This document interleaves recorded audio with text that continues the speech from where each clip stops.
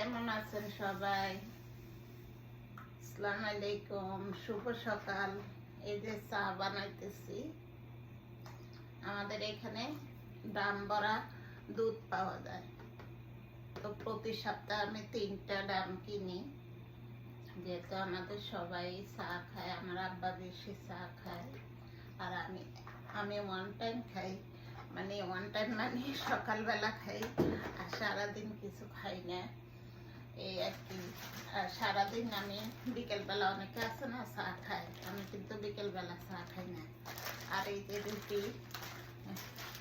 আমাদের এখানে রুটি পাওয়া যায় রেডিমেড, রুটি নিয়ে আসলাম। এখন রুটি বানাবো।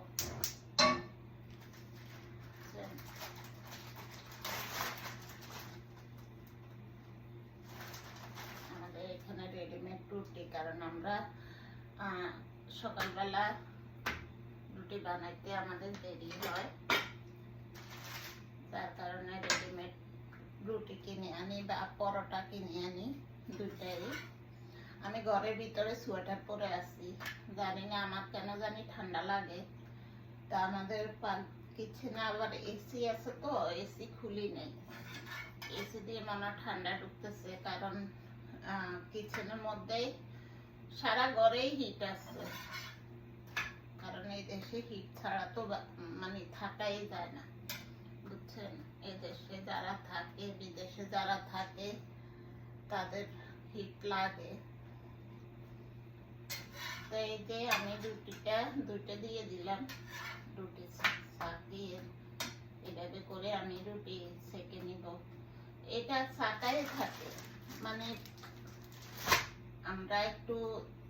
আমি একটু মশমশা করে নিই, গরম করে নিলে ভালো লাগে। আর ছেলেরা তো ছাকেও না এখানে, এরকম করে যারা ব্যাচেলার থাকে এখানে, যারা স্টুডেন্ট ভিসা আসে বা এখানে এসে রয়ে গেছে, যায়নি, মানে সিঙ্গেল, তারা তো অত চুলের মধ্যে আসে না। তো এই যে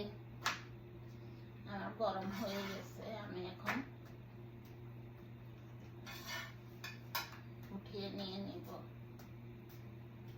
আসলে হয় কি, একটু সকালবেলা চা না হইলে ভালো লাগে না, বুঝছেন। একটু চা খেতেই হয়, নইলে সারাদিন মাথা ব্যথা করে।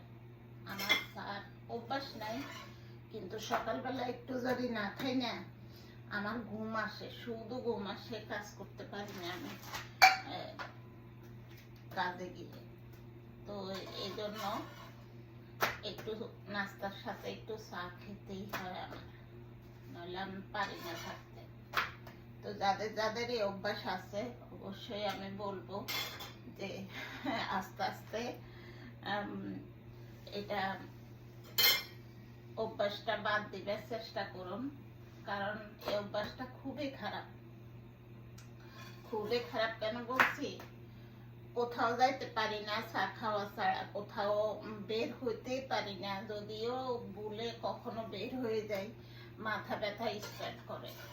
তো এই জন্য আমাদের এই অভ্যাসটা আসলে বর্জন করা উচিত।